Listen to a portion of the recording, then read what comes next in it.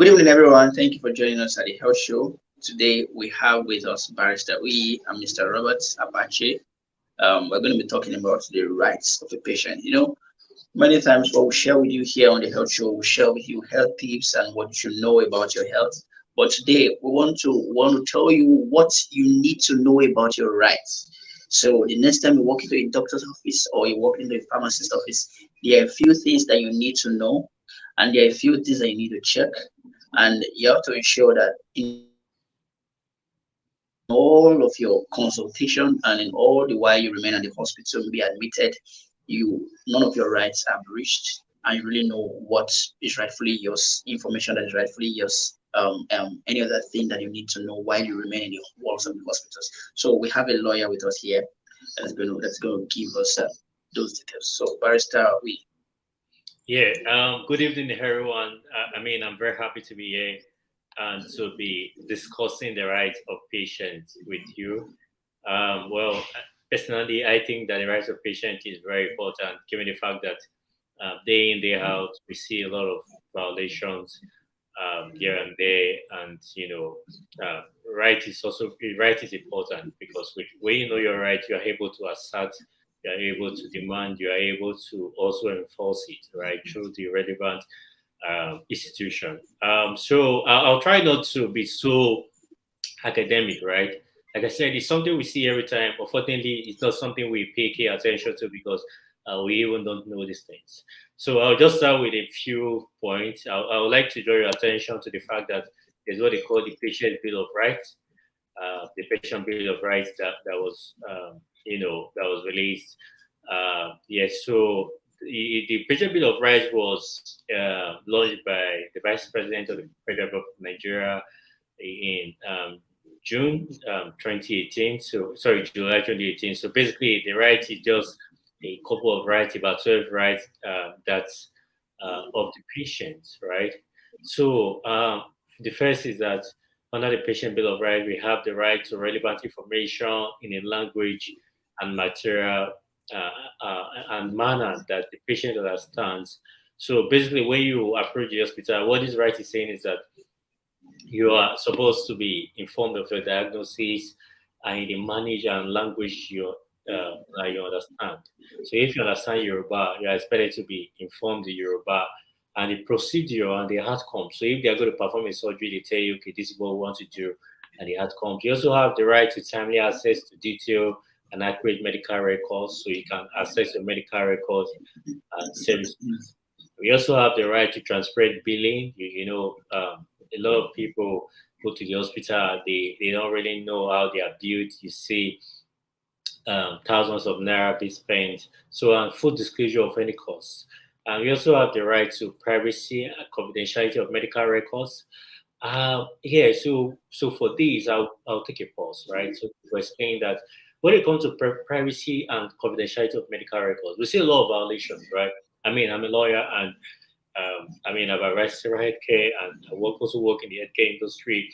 So what we do trainings for doctors or for healthcare professionals, we try to see how they actually know these rights of patients or how they actually keep this document confidential. So truth is, no doctor is allowed to have access to your medical records. If the person or rather the doctor is not within your cycle of care. So, for instance, you are seeing a particular doctor, right? And no doctor can just walk in to say, well, I want to stay there.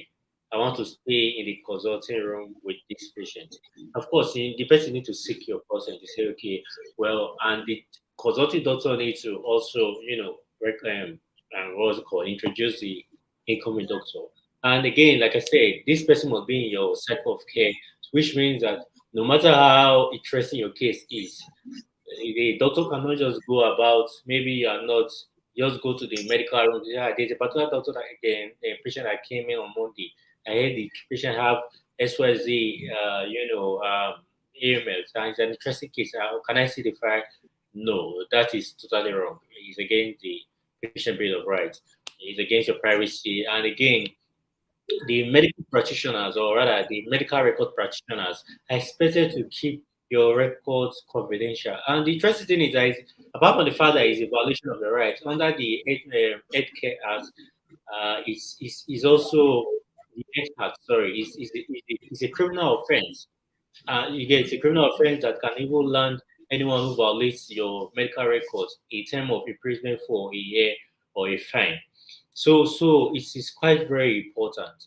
Why is this important? It's important because when you have your privacy intact, when you are short of your privacy, you are able to open up to your doctors. You are able to open up to your healthcare providers. But I mean, if you don't have this assurance, it's very easy for you to now start hiding things, and of course that will really impact on the process, right? Then we also have a right to no, so also I'm on that because it's very important. It's one of the things I see being violated, right? No matter no matter the relationship you have with your spouse, no medical practitioner or no healthcare provider is allowed to divulge your information to your spouse or to a third party. Except maybe you are a minor. It's only when this person is a minor that you can divulge to the guardian or someone who is medically derailed or for sound mind. So as far as able, you are the medical practitioner or the healthcare provider is expected to only seek your consent. So, well, you have to answer, hey, babe, um, do you want us to disclose? Your partner cannot just walk in. Another thing we also see is that we have some instances where there's an arrangement with a hospital. Let's say couples want to get married or people want to get married, and the church would say go to Saint XYZ hospital to do your medicals, to do your test. They will not tell the hospital to send the results to them. I mean, it's wrong. Except maybe the patient consents to that, but it's totally wrong for the hospital to not send the record to the church or to anywhere without even consulting the patient. Because most times they don't even consult the patient because they feel like, okay, if we give it to the patient may doctor it, or if we even let the patient know, they may not want to go back there and all of those things. I mean, it's totally wrong and it's a violation of your right to privacy and confidentiality. And again, the use of social media, we see these days doctors, nurses, maybe they are excited, they take pictures of babies, you see, oh, we just operated, and the picture of the woman or the baby, everyone is just displayed. I mean, this is a violation of the right to privacy and confidentiality, except I repeat that the basic consent to it, because consent is an exception to an infringement of this right. Yeah, so yeah, I think I mentioned so much of that. Then we can look at the issue of you have the right to be treated with respect, regardless of gender, race, religion, ethnicity. So when you go to a hospital, I mean, by virtue of your right, the nurses and the doctors are supposed to be very, cautious, right? They are supposed to speak to you with respect and everything. But I'm sure that you agree with me that most times when you go to the hospital or some hospital, the reverse is the case. You also have um, the right to receive urgent, immediate, and sufficient intervention and care in the event of an emergency. So this is one area that again has been violated. You see, I mean, even the law that was signed, the gunshot wound, the gunshot. I think the gunshot, an act, right, that was signed that has to do with gunshot injury and the rest. Now, when someone comes to your facility is an emergency, you're not expected to.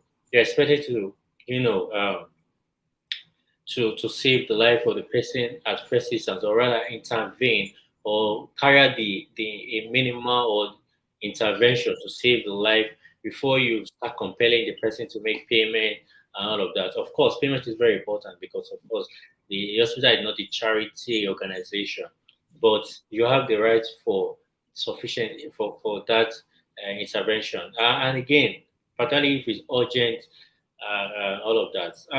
You also have the right to reasonable visitation to the hospital. You have right to decline care. So this is another area that's quite tricky because we see a lot of people who who are very zealous. A lot of doctors who are zealous, they tell you, well, this patient does not want to receive this injection or something. Well, I'll go ahead because I want to. My profession allow me to save life. Well, you don't need to be overzealous or zealous, too zealous as a lawyer, as a doctor, because the law says that once a patient says, "I don't want to service anymore. I don't want this treatment anymore," no matter how except maybe the patient is in mentally imbalanced, or maybe the patient is a child or a minor that cannot make decision, then you have to respect it. There are a series of court cases. There are a series of court cases. There are series of court cases, that is there out there, that a lot of doctors have been made to face the medical and data practitioners disciplinary council committee for violating this right. Then a similar right is a right to seek informed consent of the patient, or to give informed consent. What this consent, informed consent, simply what informed consent means is that the medical practitioner must explain to you before the medical practitioner carry out any care, or rather any intervention, medical intervention. They must explain to you that this is what and what we want to do. We want to carry out a surgery. We want to do this. These are the likely consequences. These are the likely outcomes. Then you decide whether to go ahead or not. The same way, for example, when it comes to blood transfusion, you cannot force. If someone says, "Well, I don't need blood transfusion," you cannot force the person, except the person is a minor. And when the person is a minor, generally by law, this is again it become a tricky, right? Because usually I'm taking my time to explain it, because I know that this will be beneficial to the doctors or the medical practitioner or the medical healthcare practitioners.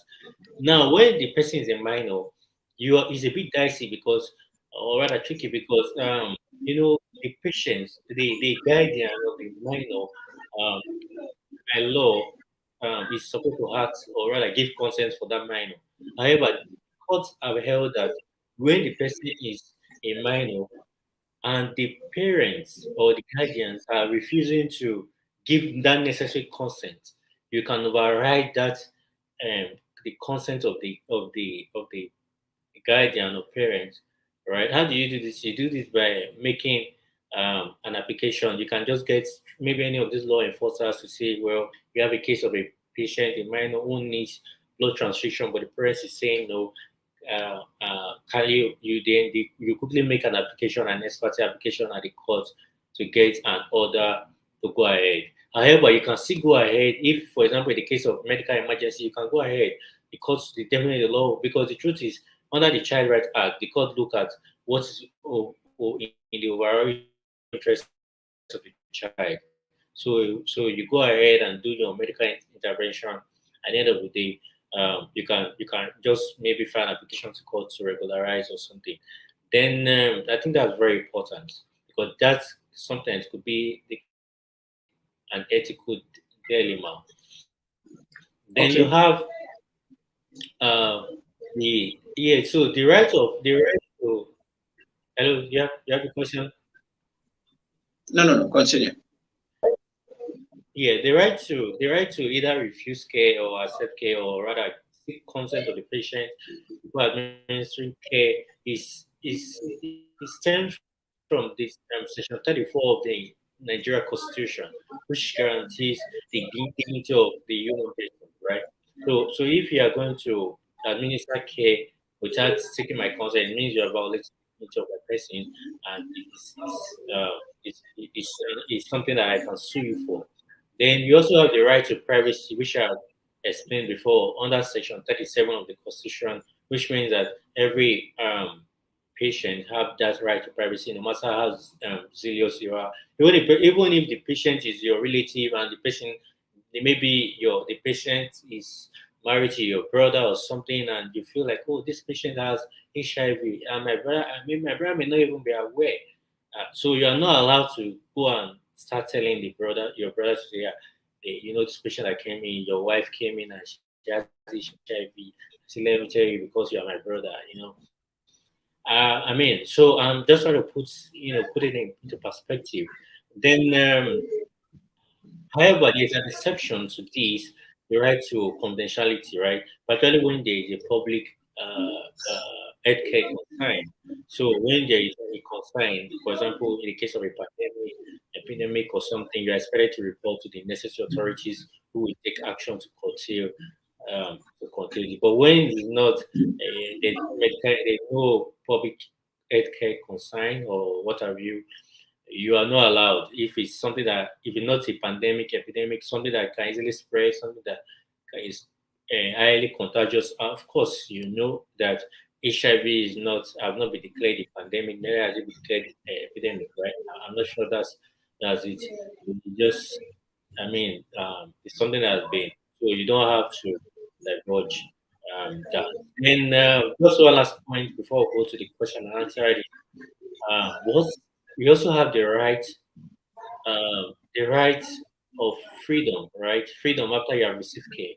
So I think this is also a bit tricky because we see a lot of hospitals that detain patients after over non-payment of medical bills.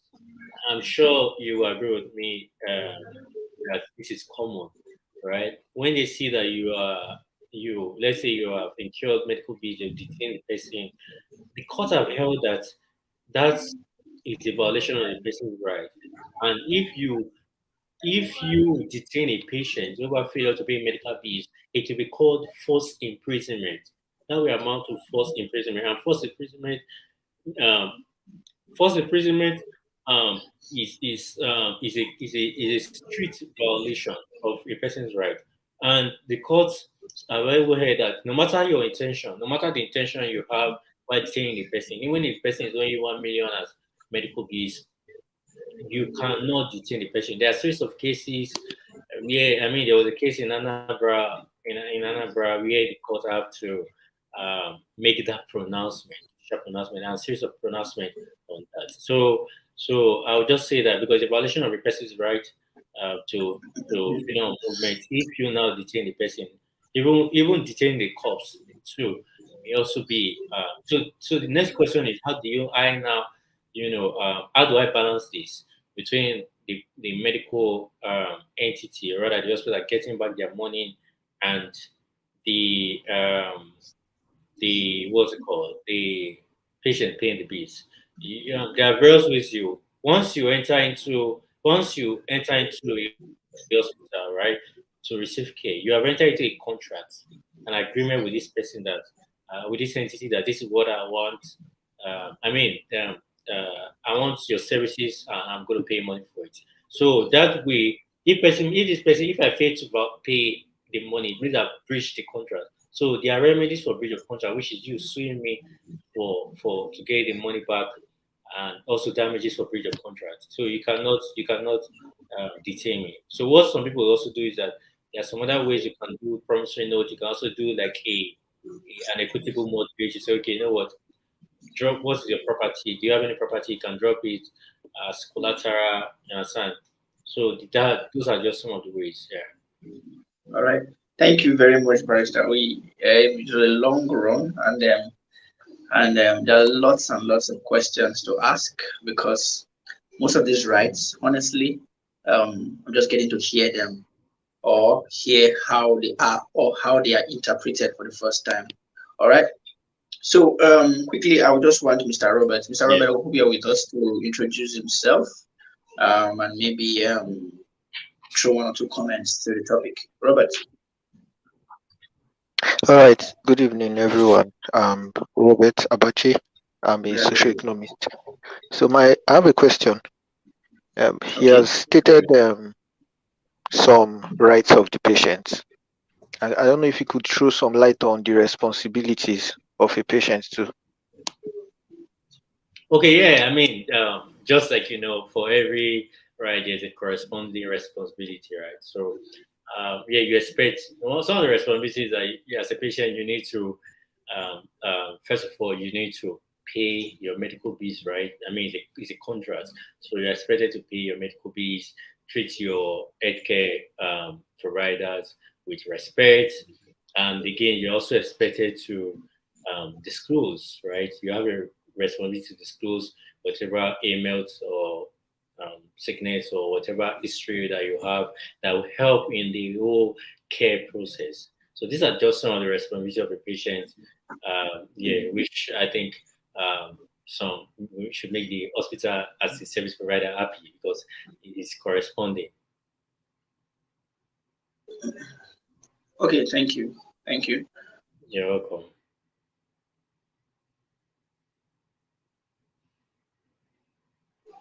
Mr. Robert, are you? Hello? Can you hear me? Yes, I can hear you. Okay, his frame is frozen. I don't know if he can hear me. Yes, I can hear you. I can hear you. Okay, yeah. Okay. My next question, my final question.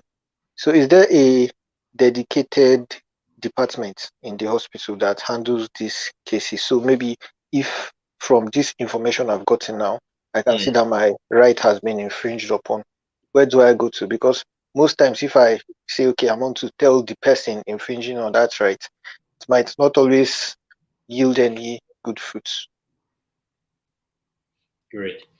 So ordinarily, the hospital is supposed to have a customer service department that you can always lodge your complaint, right? So because I mean the patient bill of rights is expected to be implemented by Servicom in government hospital, also for private. Of course, we have the consumer protection agency, so you can always lodge your complaints there, right? Then, of course, you can, if you feel that your rights have been violated, you can take legal steps.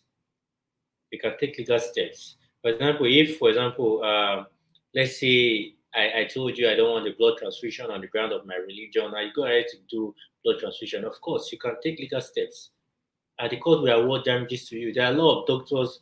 There are a lot of doctors whose professional licenses have been seized because, or rather, who have been barred from practice because of these things. There are a lot. There's one case of Okonkwo. I'm sure for medical students or medical practitioners, you know the case of Okonkwo and the Medical and Data Practitioner Council, committee, right? So then, series of cases like that. So if you feel your right have been violated, you can approach the relevant body. You can get a lawyer who will help you instigate your necessary actions, and that's it.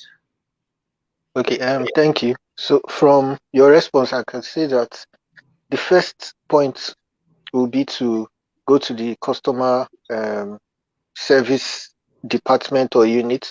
So if there's none in that hospital, then we can go to SON or CPC. Exactly. But you need to understand that depends on the nature of the company. For example, let's say you have a case of, say, the doctors are rude, so you can definitely complain to the customer service. Okay, your doctors are rude. These are simple violations and the rest. But if they are now, if they are adamant, they can take it up against them. Then exactly. So, but again, the serious violations like refusing to take consent, divulging your confidential information, someone has HIV, you're going about saying this person has HIV, even if it's even if it's so serious that even if it's someone else, right, in the same hospital that they divulge you to, right? I've been to a place where it's possible that people will just talk anyhow, and the gateman or the driver or the house keeper, we just know it's something that's supposed to be kept confidential about you. So I know sometimes when doctors discuss, that's why as a doctor you need to be careful too, because you're not expected to discuss patients' issues outside what's it called, the confidential place, right? Or except maybe you are keeping the identity of the patient confidential. And that is why, again, as a patient, you have the right to opt out from any medical research. Let's say there's a medical research and your case is an interesting one, they need to seek your consent before they use your case for that. And or except maybe they also do it in a way that your identity is not revealed. And This even reminds me, for doctors who want to do research, you don't just go to your medical records department and retrieve those records to do research. Under the Health Act, you need to seek the consent of the head of I think the head of medicals, right? The head, right? They will give approval, and you limit your research to what is necessary, and also not divulge the information and keep the information of the patient confidential. I mean, these are just there to make sure people do the right thing. Of course, we know that there are series of violations. Well, I'm sure that with these conversations that we're having, people will begin to do the right thing. All right, thank you very much, Mr. Barrister. Sorry, I got logged out for a few seconds there. Yeah. Okay, there's some questions I have. Usually in a teaching hospital, there are students, doctors, or student nurses, or student pharmacists who come around and they learn on the job. Now, um, we didn't need the consent of a patient in order to practice with the patient. For example, or in order to discuss the patient's details. During hospital, there's what they call ward rounds. So where the doctors, the consultant go around with teaching students the conditions of a patient. So is the law quiet about something like that, or they need to seek the consent of the patient before doing something like that?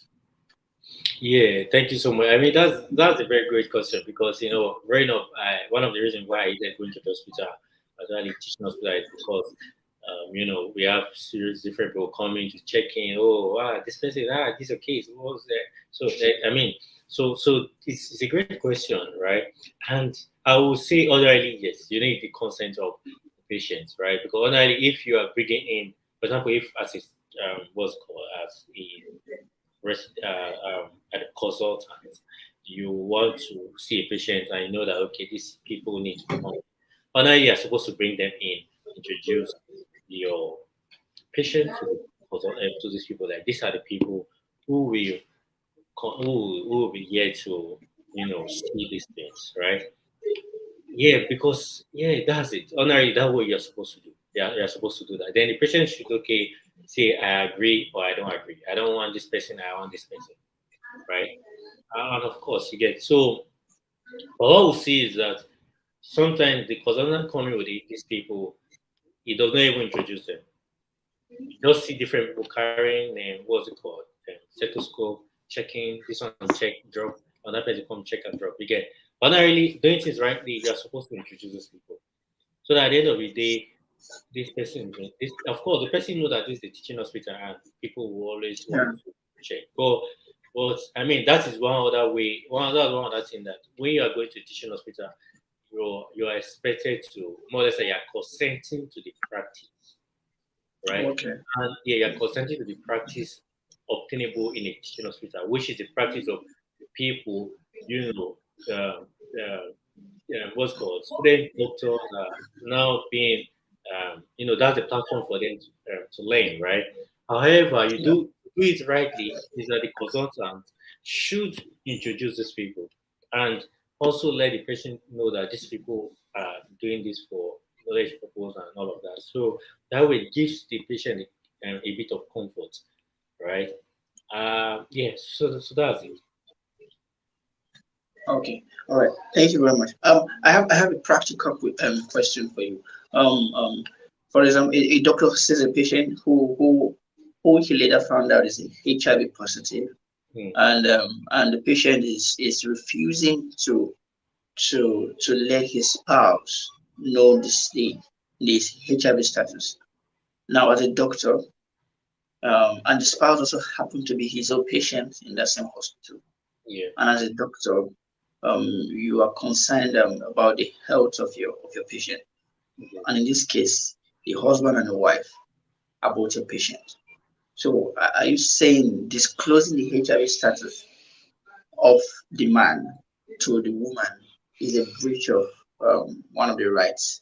Are you saying that if you look at it in two ways, the woman could also sue the doctor for knowing something that would harm her health, I didn't tell her. So in the face of the law, how does this look?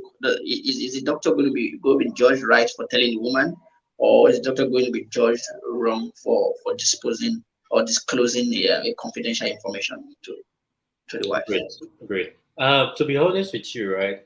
When it comes to issues of privacy and confidentiality, the exceptions are actually exceptions that are it's issues that are of public concern or issues that that are contagious, right?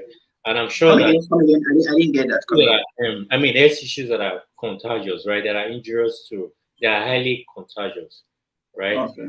Now, yeah, if you look at HIV, you agree with me that HIV has been, you can have someone can have HIV and manage without the spouse even knowing, and the spouse will not have it, right? I'm sure you agree with me, right?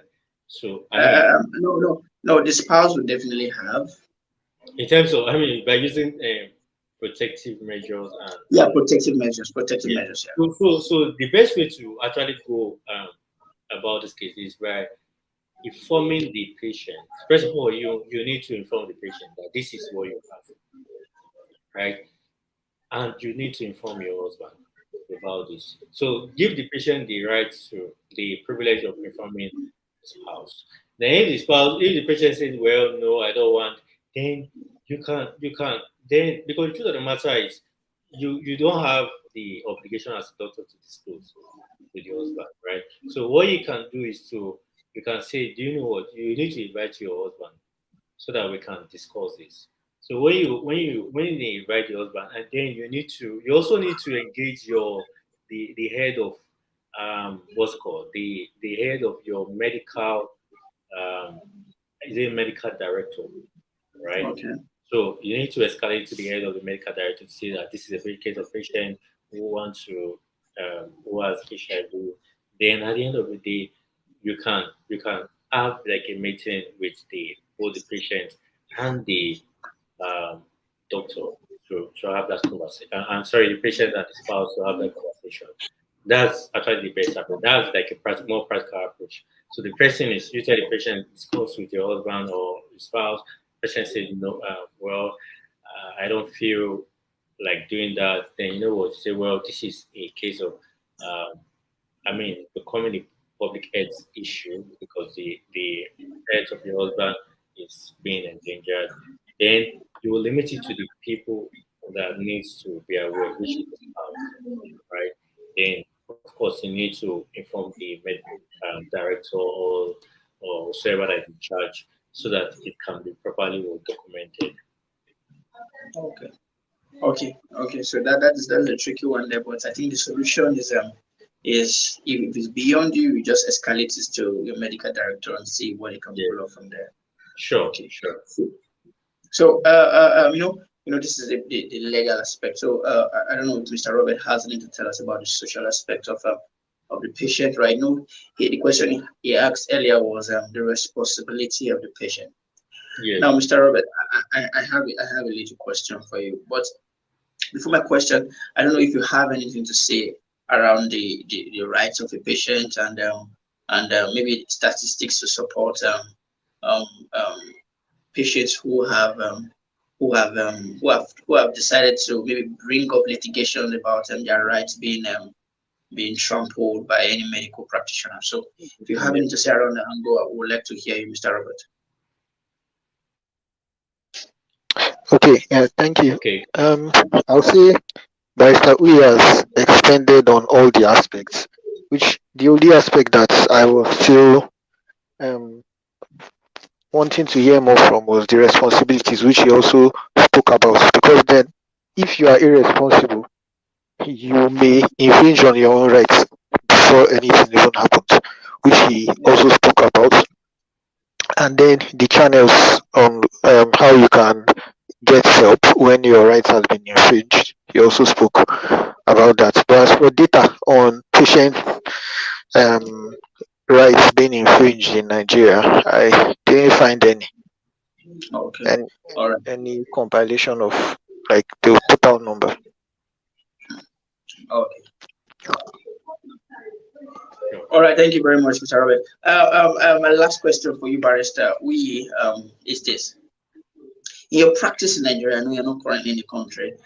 What have you come across any litigation that involves a patient with a doctor, and how did you view that case? Did you think there was negligence on the side of the medical practitioner, or the patients were just trying to overreach? Okay, so basically your question is, do you think the legal, medical professional was in error, or that the patient was just being, Trying to get what he doesn't deserve or yeah. something? Well, to be honest, when it comes to cases, when it comes to cases, there are always two sides, and just as a lawyer, you need to act in the overall interest of the client and see how you can always put forth the best, or rather put in the best effort to make sure you mitigate such things. To be honest, I mean, there are series of cases where the doctor is right, series of cases where the patient is also right, right? I mean, there have been a case where there have been a case where the patient have some, some medical problems, and at the end of the day, the doctor said, okay, you know what, this is actually the problem that you have. And the patient is coming to say, well, you did not tell me this, you're supposed to let me know about this, but you kept on collecting money from me that you can do this and that. And so at the end of the day, there are some things you just need to, discuss with the patient. Let's discuss this. What exactly is the issue? And you settle out of. I mean, the lawyer wrote a series of letters trying to threaten brainstorm and fire, right? But at the end of the day, you respond to let them know that they don't have a claim. I mean, if you are seeing we're negligent, you need to prove it. And one thing about all these things is that when you are seeing somebody, a medical practitioner is negligent, or a healthcare professional is negligent, you must prove that that person that person's action was out of, or way below the standard expected of a medical practitioner or a professional of his standing, right? Okay. Exactly. So it's not like you're expecting him to be the overall base.